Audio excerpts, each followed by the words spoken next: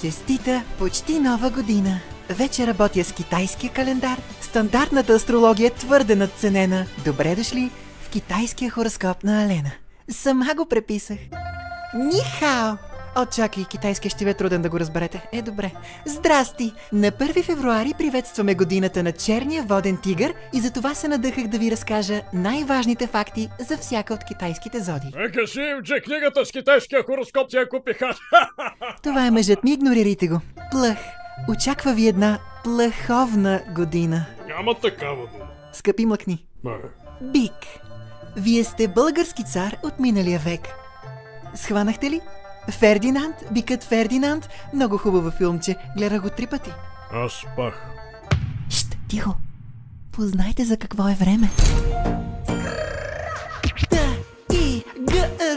Рап за тигъра, идва вихърът. Как ти Алена да рапира, яко бива я обратно при тигъра. Пичага помни това и не е готин дракон, но е зодия на годината. Хайде с мен, черен воден тигър. Черен воден тигър. Айде стигай толкова, ще говорим за албума ми някой друг път. Заек. Хората с зодия Заек само и единствено заекват. Моля ви се, поработете над правоговора си. Дракон. Дракон. Добре, нека сме честни. Буквално сте дракон. Питайте се кое е обратното на неудачник. Това сте вие. Дева. Обърках хороскопите, Дева, стари навици. Змия. Змиите са удължени, студенокръвни безкраки влечуги от подразред Серпентес, близки родственици на гуще...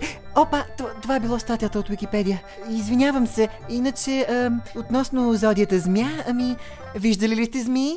Ио. Кон. Тъгада. Това е. Няма друго, това е. Овца. Че това съм аз, бе! Даже си виждам годината, 1950, т.е. 91. Аз все пак към момент не върших 30. Моля ви се, мили мои. Маймуна. Знаете ли какво? Ще излезе човек от вас. Схванахте ли шега с еволюцията? Разрешавам да се смеете сега. Петел. Звучи като креативно заглавие на фирма за телефонни услуги. Като Петеленор. Куче. Много яко вървите със сладко кисел сос.